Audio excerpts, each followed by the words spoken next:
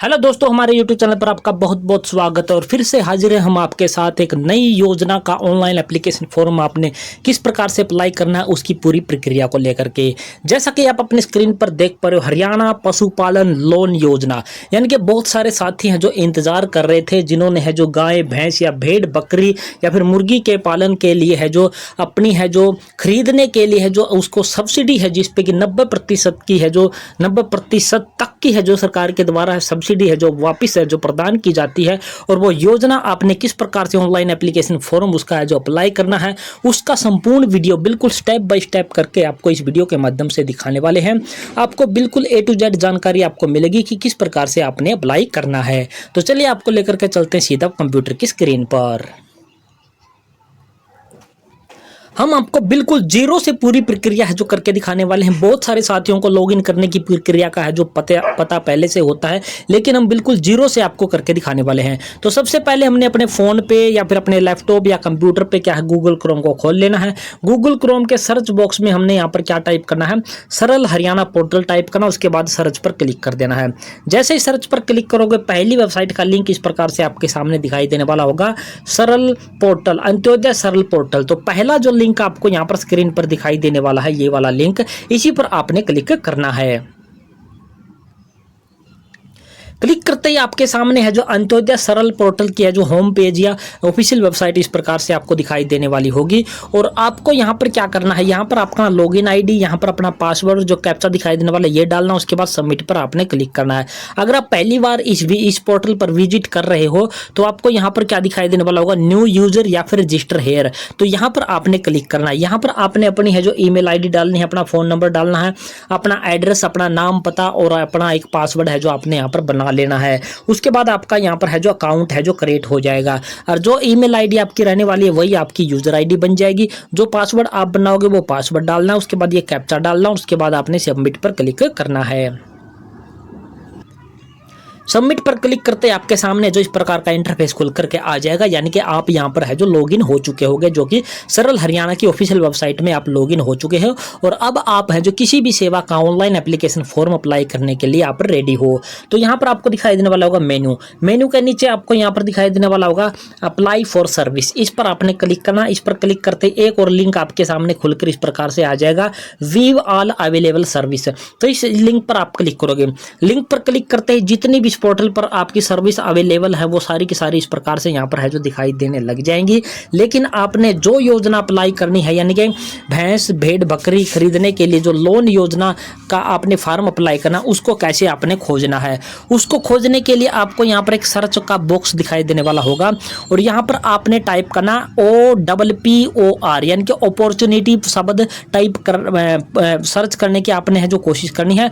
पूरा भी नहीं टाइप करना, आपने OPPOR टाइप करते ही आपके सामने जो वो स्कीम है जो आपके सामने खुल करके आपके सामने आ जाएगी।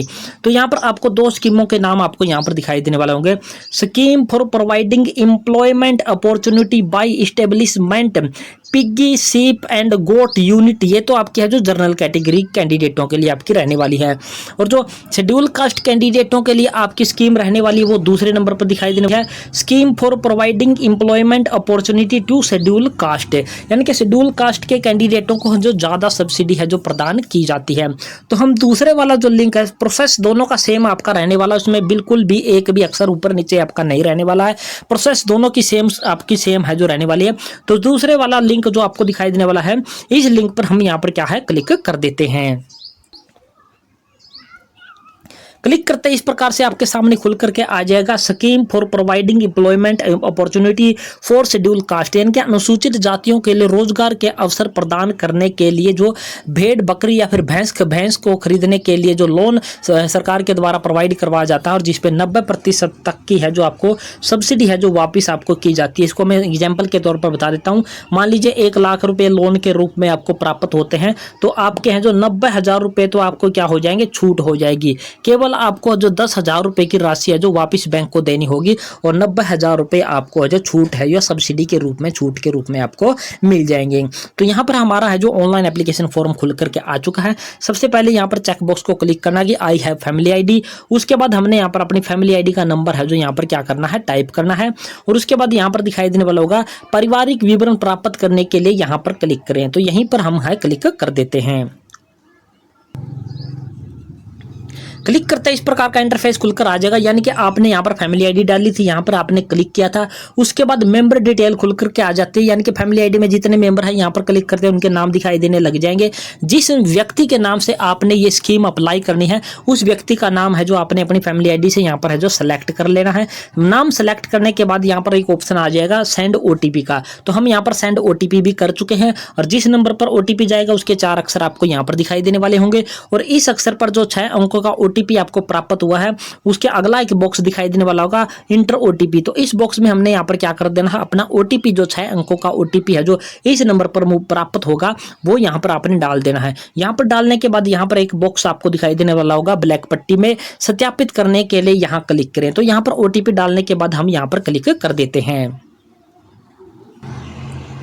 जैसे हम सत्यापित OTP वाले इस लिंक पर क्लिक करते हैं तो एप्लीकेंट की डिटेल है जो फैमिली आईडी से खुल करके इस प्रकार से आपको दिखाई देने लग जाएगी। यहाँ पर फैमिली आईडी का नंबर आपको दिखाई देने वाला होगा, उस जो एप्लीकेंट आपने सेलेक्ट किया उसकी डेट ऑफ बर्थ, उसका जो एड्रेस है यानी कि उसका जो एड्रेस है पूरा, उसका डिस्ट्रिक्ट है, उसका पिन कोड है, उसका मोबाइल नंबर है, यहाँ पर आपको दिखाई देने लग जाएगा।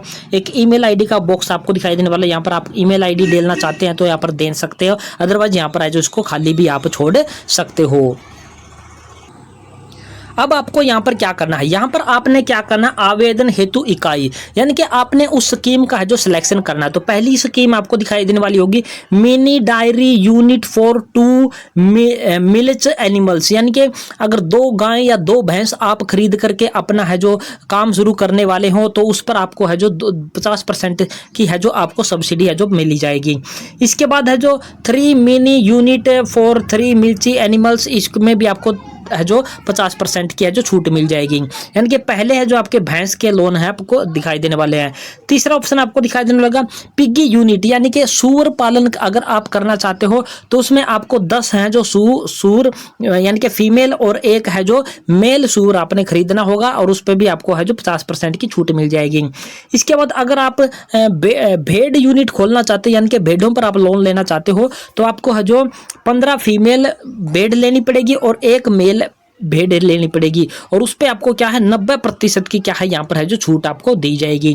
इसके बाद अगला ऑप्शन आपको दिखाई देने वाला गोट यूनिट, यानी कि बकरी पालन आप करना चाहते हो तो इसमें भी आपको जो 15 है जो फीमेल बकरी और एक है जो मेल बकरी आपने खरीदनी होगी और इस पे भी आपको क्या है 90% की है जो आपको सब्सिडी प्रदान की जाएगी। तो इनमें से जिस भी स्कीम के लिए आप अप्लाई करना चाहते हो उसका जो यहाँ पर क्या कर सकते हो, सिलेक्शन आप कर सकते हो। तो आपको है जो उसी का जो यहाँ पर है जो एप्लीकेशन फॉर्म है जो आपका अप्लाई हो जाएगा। तो हम अपनी सुविधा के अनुसार यहाँ पर है जो अपना सिलेक्शन है जो कर लेते हैं। इसके बाद आगे के ऑप्शन आपको इस प्रकार से दिखाई देने वाले होंगे। ईमेल वाला हमने कॉलम पहले से आपको बता दिया था, यहाँ पर ईमेल आप देना चाहो तो यहाँ पर दे सकते हो, अदरवाइज इसको खाली छोड़ सकते हो। अगला ऑप्शन आपका रहने वाला होगा डिप्टी डायरेक्टर ऑफिस, यानी कि आपने यहाँ पर है जो अपना डिस्ट्रिक्ट सेलेक्ट करना है। इसके बाद अगला ऑप्शन आपको दिखाई देने वाला होगा अपने संबंधित उपमंडल कार्य का चयन करें, यानी कि आपका जो ब्लॉक रहने वाला उसका आपने यहाँ पर चयन करना है। इसके बाद संबंधित सरकारी पशु चिकित्सालय, यानी कि आपका जो पशु चिकित्सालय या फिर पशुओं का जो हॉस्पिटल आपके नजदीक लगता है उसका जो यहाँ पर आपने सिलेक्शन करना है। इसके बाद अगला ऑप्शन आपको देने वाला होगा आवेदक का बैंक विवरण। आवेदक का बैंक विवरण है जो फैमिली आईडी से आपका ऑटोमेटिकली है जो यहाँ पर उठा लिया जाएगा, आपको यहाँ पर फिल करने की जरूरत नहीं है। अगर आपका फैमिली आईडी में है जो बैंक अकाउंट यहाँ पर गलत डला हुआ है तो आप इसको एडिट करके यहाँ पर ठीक कर सकते हो और बैंक का नाम आपने यहाँ पर है जो डाल देना होगा। तो यहाँ पर आपने इतनी प्रक्रिया करनी है और स्क्रॉल करके नीचे की तरफ है जो आ जाना है। बाद अगली डिटेल आपको यहां पर दिखाई देने वाली होगी एप्लीकेंट्स अदर डिटेल, आवेदक का अन्य विवरण। अन्य विवरण में आपको यहां पर क्या करना है, क्या पशुओं को रखने के लिए स्थान और शेड है तो आपने यहां पर यस वाला ऑप्शन है जो सिलेक्ट करना है। इसके बाद प्रशिक्षण यानी कि डेयरी का प्रशिक्षण अगर आपके पास अवेलेबल है तो हाँ करोगे तो आपको है जो उसकी फोटोकॉपी देनी होगी। अगर आपके पास प्रशिक्षण नहीं है तो आपने यहाँ पर है जो नहीं का सिलेक्शन कर लेना है, यहाँ पर नो आपने है जो टाइप कर देना है। इसके बाद आवेदक बीपीएल फैमिली आईडी से संबंधित है तो आपने यहाँ पर यस वाला ऑप्शन है जो सेलेक्ट कर लेना है। इसके बाद जो अगला ऑप्शन आपका यहाँ पर दिखाई देने वाला है आवश्यक ऋण राशि, यानी कि आपको रिक्वायर्ड अमाउंट कितनी चाहिए, यानी कि जो आप जिस भी योजना के लिए आपने अप्लाई किया है उसके लिए आपको कितना लोन चाहिए, वो वाली चीज आपने यहाँ पर टाइप करनी है। तो हम यहाँ पर क्या कर देते हैं, यहाँ पर जो 98,000 की राशि हम यहाँ पर है जो इंटर कर देते हैं। तो हमारी है जो यहाँ पर 98,000 की राशि हमने यहाँ पर टाइप कर दी कि रिक्वायर हमारी इतनी रहने वाली है। एक्चुअली में आपने किस लोन के लिए कितनी अमाउंट है जो आपने फिल करनी है उसका एक अलग से है जो वीडियो बना करके आपको प्रोवाइड करवा देंगे कि आपको एक्चुअल में है जो किस प्रकार के लोन पर है जो आपको कितनी प्रकार की जो राशि प्रदान की जाती है। अगर आप यहाँ पर कोई भी राशि डाल दोगे तो हो सकता है वो आपका फॉर्म है जो रिजेक्ट कर दिया जाए, तो उसका एक अलग से वीडियो आपको प्रदान करने की हम कोशिश है जो करेंगे। इसके बाद अगला ऑप्शन आपको दिखाई देने वाला होगा, यदि आवेदक के ने किसी बैंक सहकारी समिति से ऋण वगैरह लिया हुआ है और बकाया नहीं है तो आपने यहाँ पर नो है जो टाइप करना। अगर आप यहाँ पर यस करोगे तो भी आपको है जो यहाँ पर है जो एप्लीकेशन फॉर्म है जो आपका एक्सेप्ट है जो नहीं किया जाएगा। इसके बाद अगला ऑप्शन आपको दिखाई देने वाला होगा, क्या आवेदक दुग्ध सहकारी समिति का सदस्य है, यदि नहीं तो आप जब भी उसके लिए जो सदस्य बनने के लिए सहमति है, अगर नहीं है तो आपने सिर्फ नो वाला ऑप्शन है जो आपने सेलेक्ट कर लेना है। इसके बाद अगला ऑप्शन आपको यहाँ पर क्या दिखाई देने वाला होगा, क्या आवेदक पशुपालन विभाग द्वारा समय समय पर जारी टीकाकरण प्रजनन यानी कि इस वाले ऑप्शन को आपने है जो यस वाला ऑप्शन है जो इसको आपने सहमति के रूप में है जो स्वीकार करना होगा। इसके बाद यहाँ पर है जो कुछ डिक्लेरेशन वगैरह है इनको सिर्फ पढ़ना मात्र है, इनमें आपने कुछ भी नहीं करना है। ये सारे कॉलम आपको हमने क्लियर कर दिए कि आपने क्या क्या फिल करना है, उसके बाद आपने स्क्रॉल करके नीचे की तरफ है जो आ जाना है। जैसे हम स्क्रॉल करके नीचे आएंगे यहाँ पर एक चेक बॉक्स बना हुआ होगा जो कि आपका आई एग्री को संबंधित आपका रहने वाला। इस चेक बॉक्स को आपने एंटर कर देना है। यहाँ पर वर्ड वेरिफिकेशन जो आपको दिखाई देने वाला ये वाला वर्ड वेरिफिकेशन है जो सेम टू सेम आपने यहाँ पर टाइप करना है। उसके बाद आपको यहाँ पर ग्रीन बॉक्स में एक सबमिट का एक ऑप्शन आपको दिखाई देने वाला होगा, तो हमने यहाँ पर सिंपली है जो सबमिट वाले इस ऑप्शन पर क्लिक कर देना है। जैसे हम सबमिट पर क्लिक करते हैं तो हमारे सामने फिर से वही डिटेल जितनी भी फिल की थी वो हमें यहाँ पर है जो दिखाई देने वाली है। जैसे हम इसको स्क्रॉल ऊपर की तरफ है जो लेकर के जाएंगे तो सारी डिटेल हमें देखने का मौका मिलेगा, और हमने यहाँ पर सारी डिटेल देखने के बाद है जो स्क्रॉल करके नीचे आना है। और उसके बाद हमें यहाँ पर दिखाई देने वाला होगा अटैच एनेक्सर का एक ऑप्शन, यानी कि कौन कौन से डॉक्यूमेंट हमने अपलोड करने हैं वो यहाँ पर अपलोड करने का ऑप्शन आपके पास अवेलेबल होगा। तो हम यहाँ पर अटैच एनेक्सर वाले कॉलम पर क्लिक कर देते हैं।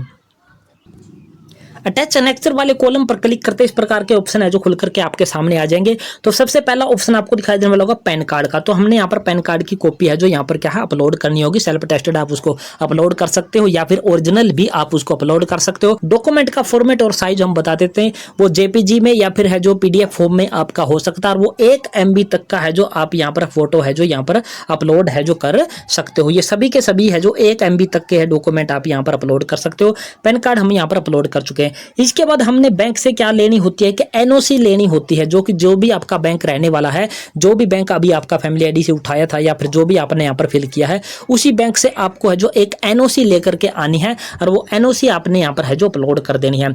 इसके बाद अगर आप शेड्यूल कास्ट से संबंधित हैं तो आपने जो अपना अनुसूचित जाति प्रमाण पत्र है बनवा करके यहाँ पर आपने अपलोड कर देना है। इसके बाद अगला ऑप्शन आपको दिखाई देने वाला होगा अपलोड बैंक पासबुक, यानी कि जो बैंक पासबुक आपकी यहाँ पर दिखाई दिया गया था अकाउंट नंबर, वही बैंक की पासबुक का पहला पेज आपने यहाँ पर अपलोड कर देना है। इसके बाद अगले ऑप्शन आपके ऑप्शनल है, चाहे तो इन्हें आप यहाँ पर है जो अपलोड करो, चाहे तो आप इनको खाली भी छोड़ सकते हैं, क्योंकि इन वाले ऑप्शन पर जो अभी तक ऊपर वाले ऑप्शन आपको दिखाई देने वाले थे इन पर सभी पर क्या है स्टार लगे हुए आपको दिखाई देने वाले होंगे, और इन पर कोई भी स्टार आपका नहीं लगा हुआ है। जिन पर स्टार लगा हुआ होता है वो अपलोड करने आपके ऑप्शन क्लियर होते हैं, ऑप्शनल जरूरी होते हैं। तो यहाँ पर आधार कार्ड, यहाँ पर आपका जो बीपीएल राशन कार्ड, और यहाँ पर डिटेल ऑफ डायरी ट्रेनिंग, यानी कि अगर कोई ट्रेनिंग वगैरह आपने ले रखी है तो वो अपलोड कर सकते हो, अदरवाइज को खाली छोड़ सकते हो। ये सारे के सारे डॉक्यूमेंट हम यहाँ पर ऑलरेडी अपलोड कर चुके हैं। उसके बाद हमें यहाँ पर दिखाई देने वाला होगा सेव एनेक्सर का एक ऑप्शन दिखाई देने वाला, तो सिंपली हम यहाँ पर सेव एनेक्सर वाले ऑप्शन पर क्लिक कर देते हैं। सेव नेक्स्ट वाले कॉलम पर क्लिक करते हैं अगला ऑप्शन इस प्रकार से दिखाई देने वाला होगा। वो स्क्रॉल करके जब नीचे आओगे तो आपको यहाँ पर जो भी चीजें आपने है जो अपलोड की थी यानी कि अनेक्चर लिस्ट, यानी कि pan card, NOC, schedule caste, bank की पासबुक, आधार कार्ड या बीपीएल राशन कार्ड, जो जो चीज आपने अपलोड की थी वो आपको यहाँ पर एक बार देखने का मौका आपको दिखाई देने वाला है। यानी कि जो नीले अक्षरों में आपको यहाँ पर दिखाई देने वाले हैं, इन पर आप क्लिक करोगे तो वही चीज आपकी खुल करके आएगी जो आपने अभी अपलोड की होगी। अगर आप यहाँ पर कोई गलत डॉक्यूमेंट अपलोड कर चुके हो तो आपने इस एप्लीकेशन को यहाँ से क्या कर देना, कैंसिल कर देना और फिर से अपना एप्लीकेशन फॉर्म है जो शुरू करना है। अगर आपके डॉक्यूमेंट ओके है, यहाँ पर बिल्कुल करेक्ट है, तो फाइनल सबमिट करने के लिए आपको यहाँ पर क्या दिखाई देने वाला है, एक सबमिट का ऑप्शन दिखाई देने वाला है। तो फाइनल सबमिट करने के लिए आपने यहाँ पर सबमिट पर क्लिक कर देना है। सबमिट पर क्लिक करते हैं आपका जो एप्लीकेशन फॉर्म है जो फाइनली यहाँ पर क्या हो जाएगा, सबमिट हो जाएगा। यानी कि आपका है जो इस लोन योजना का फॉर्म है जो आपका यहाँ पर पूरा हो जाएगा। और आपने इसका जो स्टेटस है जो बार बार चेक करते रहना है, क्योंकि बहुत सारे कैंडिडेटों के इस प्रकार के फॉर्म है जो रिजेक्ट करे जाते हैं, क्योंकि उसमें छोटी सी भी कमी अगर उनको दिखाई देती है तो उसको रिजेक्ट कर दिया जाता है, क्योंकि सभी को है जो सरकार नहीं चाहती कि वो लोन की सुविधा है जो प्रदान कर पाए। तो इसलिए इसको आपने जल्दी चेक करते रहना है और आपने इस प्रकार से इसका पूरा एप्लीकेशन फॉर्म है जो घर बैठे अप्लाई करना है। तो ये थी पूरी जानकारी दोस्तों, और आशा करते हैं हमारे द्वारा दी गई जानकारी पसंद आई होगी। पसंद आई तो हमारे चैनल को आपने सब्सक्राइब कर देना है। सब्सक्राइब के साथ साथ वीडियो को अपने दोस्तों मित्रों के साथ आपने शेयर जरूर कर देना है। तो जय भारत दोस्तों।